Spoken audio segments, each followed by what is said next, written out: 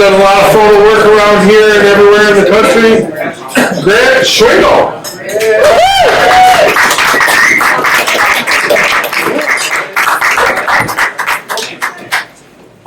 Hey.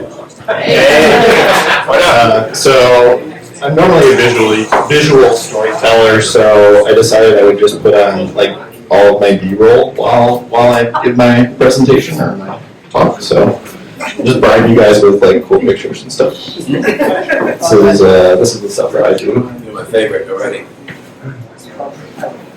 So I'm gonna have to look at my phone for my little guy here. So when Season reached out to ask me, oh yeah, I can't have the mouse there. No. Season asked me to do this. This is not my normal thing. If anyone knows me, I'm kind of an introvert, and this is not my jam, so to speak. I'm normally behind the camera or setting up a camera or something like that. So this is a little bit of stretch, but I would try and say yes and support the community and do things like that. So, yeah. My immediate mind came to like all of the little stories you have here and there about people rescuing or like actually physically going to pick up my friend's CP750 after his battery exploded, so I had to drive up and pick up in South Wisconsin, bring it back here to work on the bike, or my friend Sam forgetting how BMW petcocks work. So we have to go get gas for him while he sits on 90 during rush hour. So, there's fun stuff like that. But I kind of went, more like heady with it, a little bit more in your head with what it means to be rescued. And I kind of feel like both photography, video content, and then motorcycles simultaneously have kind of rescued me, kind of to echo Phil's sentiment about it, motorcycles doing the rescuing. So when I think about motorcycles as a theme in my life, I grew up around all this stuff. My dad was into cars. He had a 66 Mustang. He had a bunch of bikes, a KTM, Duke, Kawasaki 650.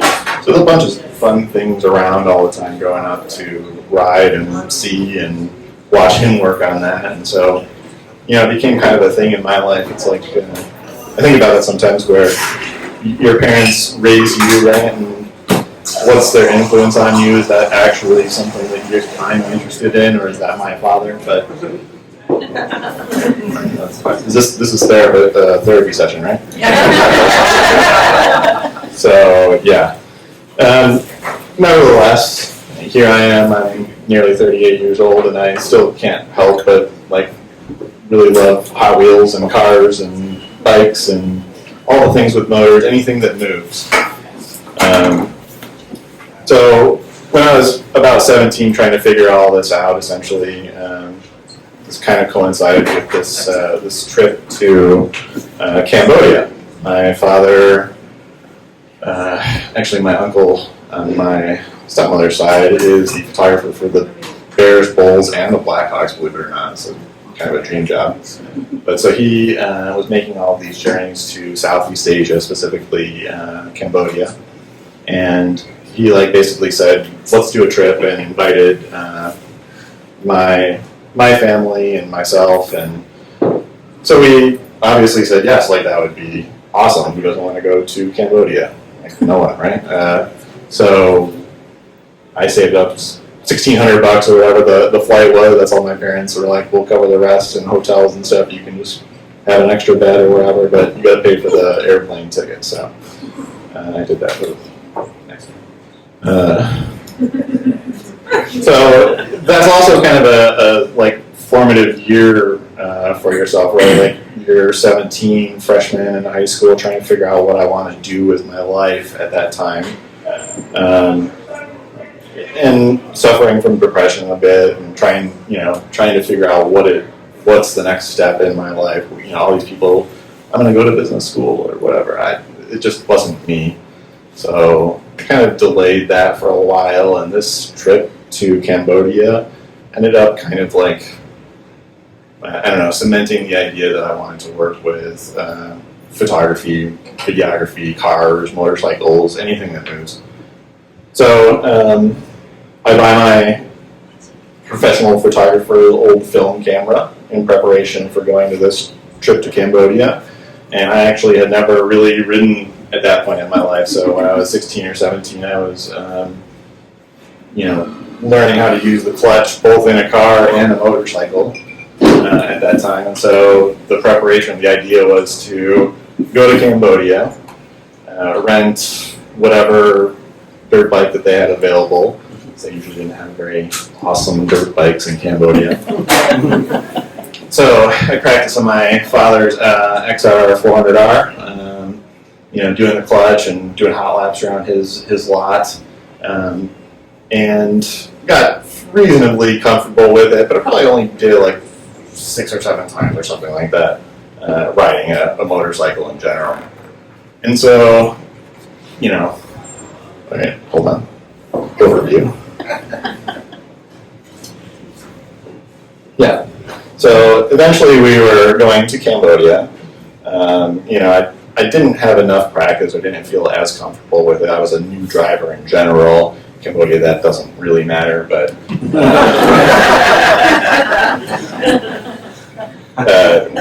we get the bikes from the rental, and we're going to go from the capital in Phnom Penh to Siem Reap, which is 2.5 hours away or something like that, at speed on the highway, quote unquote.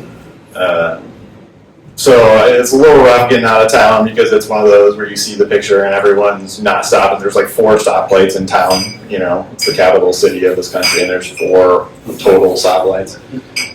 So it's kind of a melee. We ended up making it out of town. Somewhere along the lines, I was wearing a long sleeve shirt. It's the summer in Cambodia, so I hike up my shirt, hike up my sleeves here, and we'll come back to that later. Traffic in Cambodia between the 2 cities was hilarious. Like, you'd have 10-ton trucks, semi-trucks coming at you either side of the road. It doesn't matter. You could have one on the left, one on the right. You'd have to split the difference and go right between 2 of them coming at you. It was really wild. Luckily there wasn't too much traffic, but we're about like 45 minutes outside of Siem Reap, and the chain snaps on this. So the XR 150, I believe, XR 100, something really small. Chain snaps, and so I don't have any drive to get back into the city. So now here we are. It had started to rain a lot, so it was a monsoon.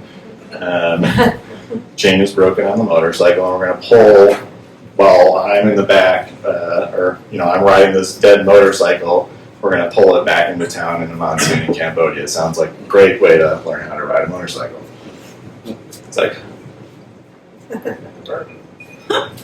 for some reason, around that time was kind of when I decided that I was going to do photography and was really interested in cars. I wanted to try and make something with that work. I got a job at a Fortune 500 company as a photographer, but it wasn't quite the right thing. It was a bunch of tools and nothing to do with motors or cars and all the fun stuff that I was doing in my free time. So I made friends with, work for Joe that he bailed now, but Craig Rodsmith is a local builder up in the north side. Tony Analog Motorcycles when he was around. Done various jobs for people. This is a bunch of my work from house videographer for the Roadster shop. They built some really cool stuff. One Camaro for Joe Rogan, which is, whatever.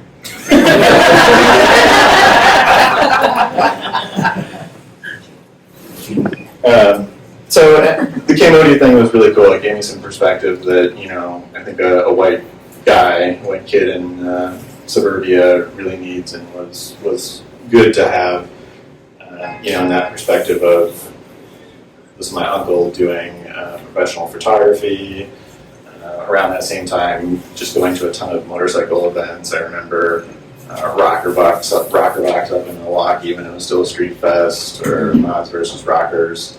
All that stuff was going on. We were going to those shows when they first came out. So it was just like a formative time, and it really became something that I latched onto and went back to time and time again. So we're coming into Cambodia. We get to Siem Reap. The temples in Siem Reap are incredible. At a certain time, I think they were one of the 7 world wonders, or there's 27 world wonders, whatever. They're one of them, and it's worth it. It was really, really cool. When we went, there was not a lot of safety rails or anything like that, so you could still climb on the temples. It was an incredible experience. It turns out, though, that and kind of part of the moral of this is that the reason that we were going to Cambodia was that my uncle is a photographer. He and his wife, my aunt, had fallen in love with a little boy in an orphanage there. So we visited in Siem Reap along with the temples. We visited these orphanages, and turns out that I had hiked up my sleeves on my shirt, and it's in the middle of the summer in Cambodia, so I had like the most bright red suntan, but just to like my mid forearm. And you know what looks really insane to Cambodian orphanage children? A dude with like this much tan. It's so they just like attacked it basically. So it was really fun to see the kids in the orphanage and everything, and meet my now stepbrother, which is why this is a rescue story. And he was a twin, it turns out. So my parents adopted the brother of the boy that my aunt and uncle fell in love with. So I wish I was a little closer with him, but he's a really cool guy, and he's now 20 years old. So, and all this kind of comes around to say that basically, I feel like photography and motorcycles specifically have been my kind of calling, and something that has rescued me from depression or an office job. Same. I'm a creative person. I can't do that. I've tried to do that. I've tried to work retail, and it just doesn't work. I have to be doing something creative. So, in a way, this finding a focus on photography and motorcycles has been a savior to me. So that's my story.